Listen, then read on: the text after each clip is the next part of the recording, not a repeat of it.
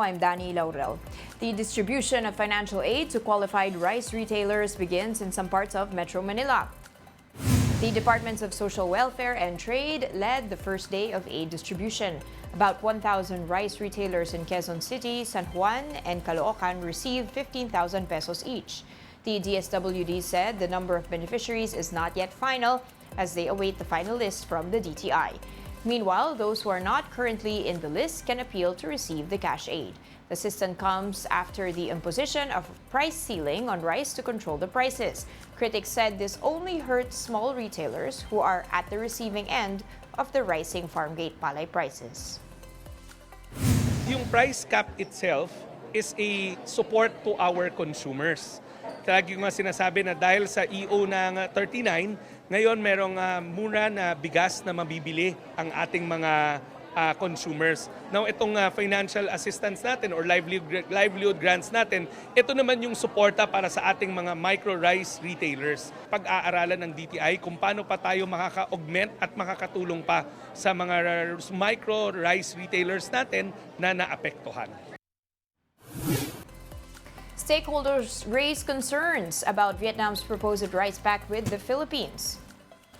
During the ASEAN summit, Vietnamese Prime Minister Pham Minh Chinh offered a 5-year rice export deal. But agricultural groups urged the government to carefully review the terms of the agreement before accepting it. They said there must be clarifications on the pricing, volume, and tariff rates to protect the local rice sector. Some groups suggest diversifying rice sources in case production problems arise in Vietnam. They also emphasize the importance of boosting domestic rice production and addressing climate-related challenges like the El Nino. We'll be back with more stories after this break. Keep it here on One News.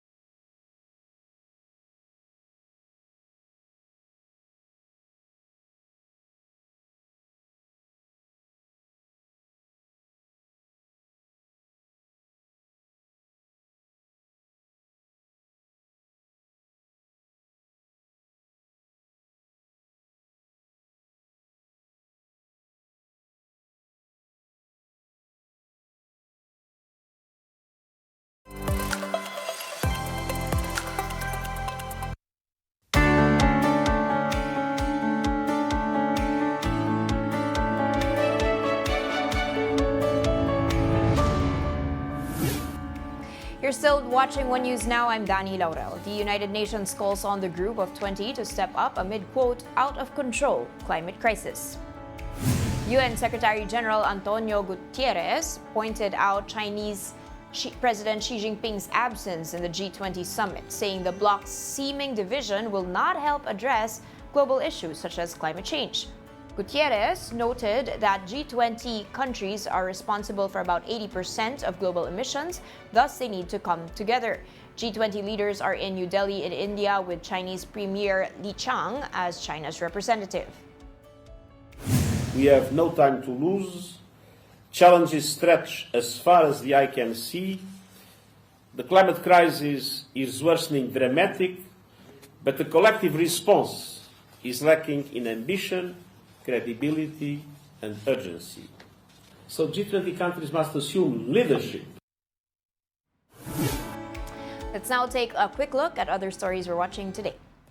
The Coast Guard says its resupply mission to BRP Sierra Madre in Ayungin Shoal was successful on Friday. This despite dangerous maneuvers conducted by the Chinese Coast Guard against Philippine ships.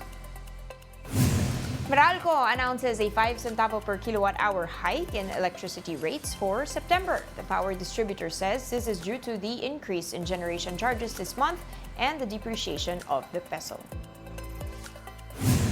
In weather, the southwest monsoon continues to affect the western parts of northern and central Luzon.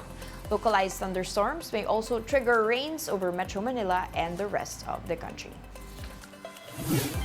And those are the top stories of the hour. Join us later today at 2 p.m. as we continue to monitor the day's biggest stories. I'm Dani Laurel. We are One News.